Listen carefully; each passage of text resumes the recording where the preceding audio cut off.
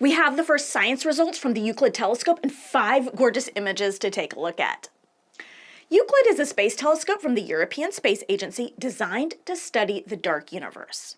It's a survey telescope, which means the objective is to create a map of the universe by observing over 1/3 of our sky. The aim is to figure out how the universe is expanded and look more closely at the role of gravity and dark energy in our universe. If you missed my video earlier this week about how new information about dark energy might change our understanding of the cosmos, that is relevant here. But as a quick summary, scientists think dark energy is what powers the increasing expansion rate of our universe, while dark matter is what holds galaxies together.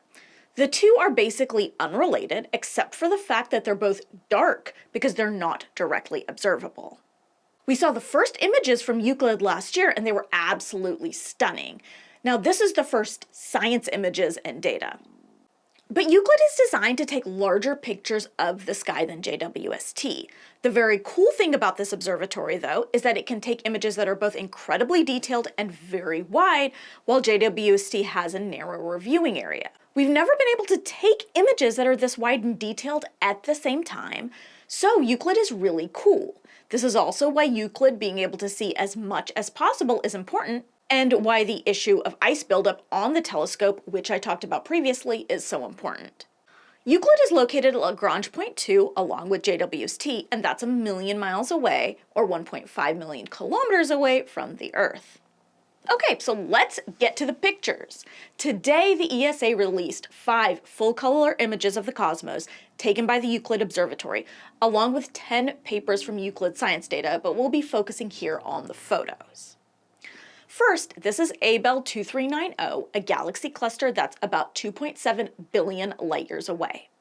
There are more than 50,000 galaxies in this image, and what's key about it is that it's not stitched together. This is a single shot. For something with this wide a field of view, other telescopes would have to take multiple images and stitch them together. Now, this is a closer-in image, and you can really see here Euclid's distinct diffraction spike pattern, which is different from JWST's 8-pointed pattern. For more on diffraction spikes, check out my video. There are also some round artifacts on some of the stars, possibly a result of the wide field image, and some of the brightest stars have double diffraction spikes. It's also clearer in this zoomed-in picture that what we're looking at is a bunch of galaxies versus stars in the sky. You can also see a great example of gravitational lensing in the middle of this photo, which is when something like a galaxy cluster has so much mass that it actually bends space and can serve to magnify more distant objects. Think of like a bowling ball on a mattress. In this other image, the Euclid team artificially enhanced what's called intra-cluster light. This is light emitted by stars that have been ripped from their host galaxies. This is an important image for Euclid because it's galaxy clusters like this that the observatory will be able to really use to study dark matter.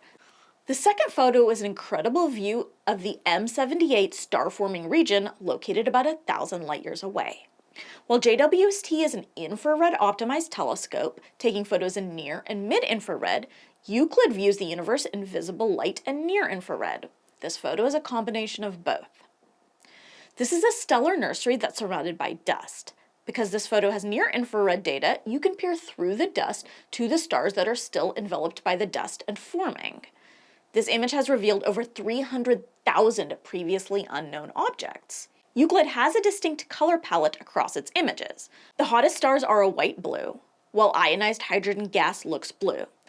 The dust and molecular gas looks red, and you will be able to see distant red-shifted galaxies in the background, and these are red. Again, I want to emphasize just how detailed this photo is and how we can zoom in on various areas of star formation and still see a sharp image. It's really cool. This top nebula here is NGC 2071. At the bottom of the image, you can see what's called a dark nebula that's producing lower mass stars. Dark nebula are interstellar clouds that contain a high concentration of dust. This means they absorb and scatter visible light, so they basically look black. Let's zoom in and you can really see the detail in this image as compared to a photo taken by Hubble. When you zoom in, the difference really is clear. Studying areas like this will be important for Euclid because of the detail here and the fact that Euclid can capture objects that are just a few times the mass of Jupiter. That can help scientists understand the mystery of missing matter, basically looking at ratios to understand if we can explain dark matter through objects like brown dwarfs and rogue planets that are difficult to detect. Okay, let's move on to the next image. This galaxy is NGC 6744, and again, broken record here, but look at this detail. This is outside of our galaxy cluster, but in our galactic neighborhood at around 30 million light years away, and it's representative of the kinds of galaxies that are forming stars in our area. You can see the structure of the galaxy here, but also zoom in and see spurs of gas on the arms of the galaxy. This image is so detailed that scientists will be able to count individual stars within the galaxy and use that to figure out the distribution of gas and dust here.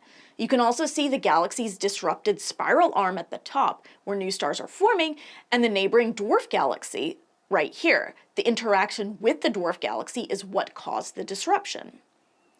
It's so important to figure out how matter is distributed within galaxies to better understand how dark matter might hold them together. Scientists can also figure out how this dust affects new star formation, as well as trace both new stars and older globular clusters thanks to images like this. Next, we've got another galaxy cluster, Abell 2764, which is in the top right of the image. Zooming in on that, we can see a bunch of galaxies, some edge on. This cluster is located about 1 billion light years away. We can also see a lot in the surrounding area. Wider field of view images like this help scientists understand the structure of our galaxy cluster, and what surrounds it, as well as delivers insight into the early universe. Our galactic neighborhood is the local group, which has 3 large galaxies, our own, Andromeda, and Triangulum, as well as around 50 smaller and dwarf galaxies. We're on the outskirts of a much larger galactic cluster called the Virgo supercluster, which astronomers believe has a diameter of about 110 million light years and contains at least 100 galaxy groups and galaxy clusters. And the Virgo supercluster might even be a part of a larger supercluster of galaxies, which I feel is a good way to demonstrate why scientists are so interested in galaxy clusters. They're everywhere and they are dominated by dark matter. Speaking of our own galaxy, one very cool thing about this photo is the bright star towards the bottom of the image. This is actually within the Milky Way. And one thing this tells us is just how well Euclid handles overwhelming light sources. The fact that the telescope is still able to distinguish background galaxies behind this bright foreground star is amazing. Okay, finally, let's discuss the Dorado group of galaxies, which are located about 62 million light years away.